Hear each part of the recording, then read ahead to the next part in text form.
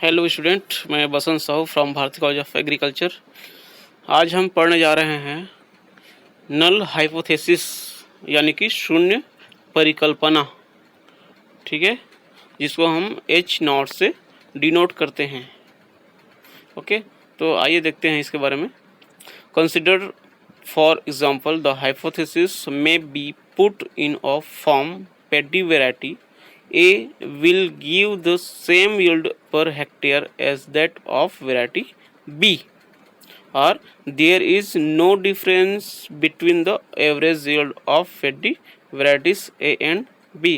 यानी कि क्या होता है, यदि हम एक एग्जांपल के फॉर्म में देखेंगे तो जो हाइपोथेसिस होता है उसको धान की एक किस्म होती है ए के रूप में प्रति हेक्टेयर हम दे सकते हैं, जो कि दूसरे किस्म बी के बराबर होती है, या धान की किस्म ए और बी की जो औसत पैदावार होती है उसमें कोई अंतर नहीं होता है। ठीक है, तो ये जो परिकल्पना है वो एक निश्चित होती है। ठीक है, this hypothesis are in definite term.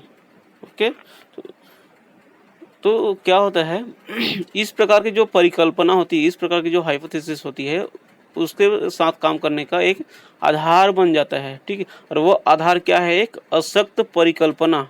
अशक्त परिकल्पना मीन्स जिस हाइपोथेसिस में कोई वर्क नहीं किया जा सकता है।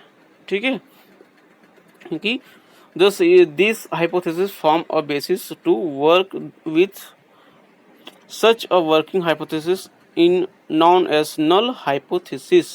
ठीक है, तो इस प्रकार की जो अशक्तता परिकल्पना होती है, जिसमें जो दोनों किस्म की जो धान है या उस जो औसत पैदावार है उसमें कोई भी अंतर ना हो, तो इस प्रकार की जो परिकल्पना है उसको हम शून्य परिकल्पना कह सकते हैं।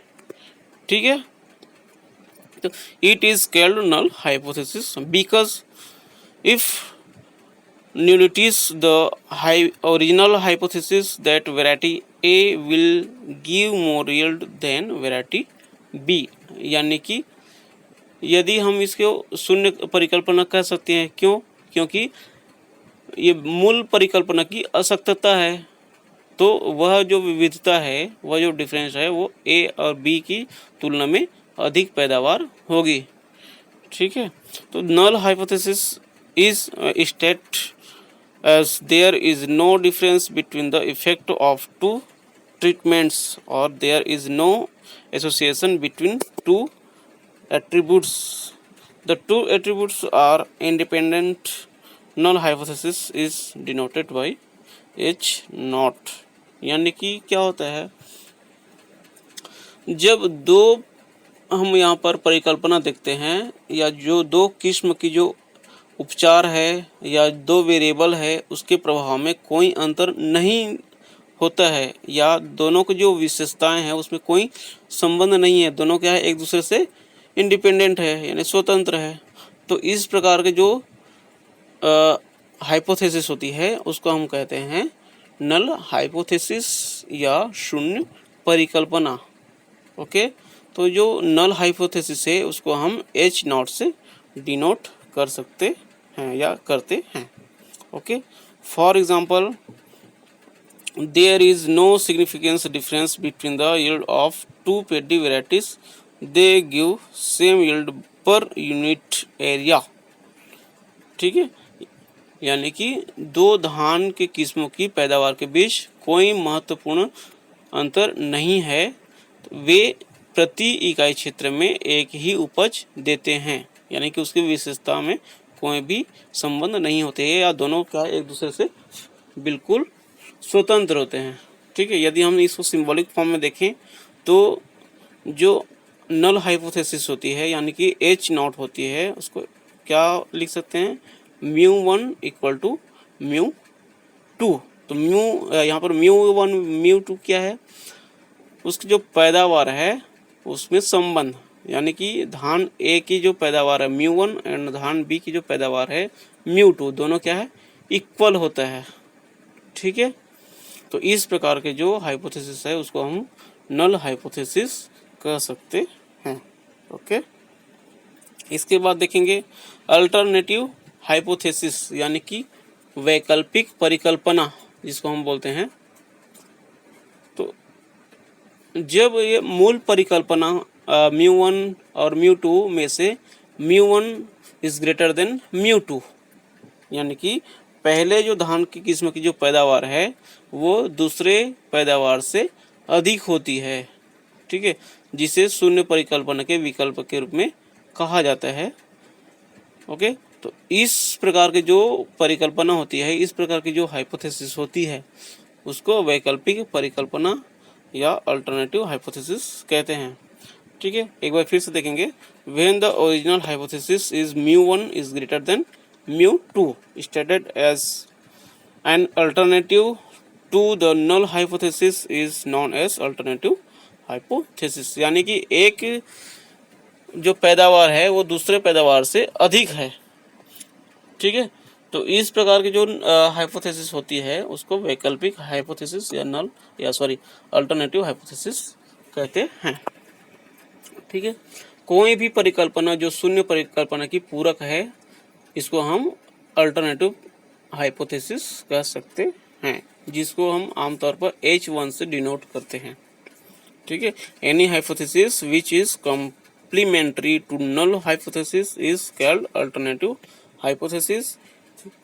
ठीक है, it is denoted by H1।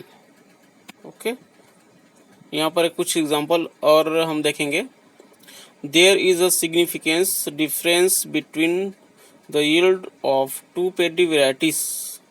ठीक है, सिंबॉलिक फॉर्म में हम इसको क्या लिखेंगे, कैसे लिखेंगे, यानी कि जो दो धान की किस्मों की जो पैदावार है उसमें यदि कोई अंतर आता है, कोई डिफरेंस होता है, तो हम इसको सिंबॉलिक फॉर्म में क्या लिखेंगे, H1 race to μ1 is not equal to μ2, यानी कि टू साइडेड और डायरेक्शनलेस अल्टरनेटिव, यानी कि जो दोनों के जो पैदावार है वो बराबर नहीं है। ठीक है, यानी कि कोई ज़्यादा है और कोई कम है। तो इस प्रकार की जो हाइपोथेसिस है उसको हम बोलते हैं वैकल्पिक हाइपोथेसिस या अल्टरनेटिव हाइपोथेसिस। ओके, कुछ और देखेंगे यहाँ पर आगे। और if the statement is that gives significantly less yield than B और A gives significantly more yield than B, यानी कि यदि A B की तुलना में काफ़ी कम उपज देता है, यदि A B की तुलना में काफ़ी कम उपज देता है तो A B से काफ़ी अधिक उपज देगा। ठीक है, जिसको हम सिंबॉलिक फॉर्म में इस प्रकार से लिख सकते हैं, H1 race to μ1 is less than μ2। ठीक है, इसी प्रकार से सेकंड अगर हम देखेंगे तो H1 is to μ1 is greater than μ2। ठीक है, मतलब एक दूसरे से अधिक है और एक दूसरे से कम होती है।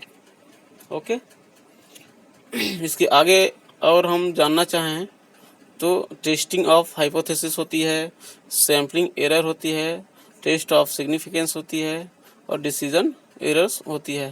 ठीक है, तो इसको हम नेक्स्ट क्लास में पढ़ लेंगे। Okay, thank you.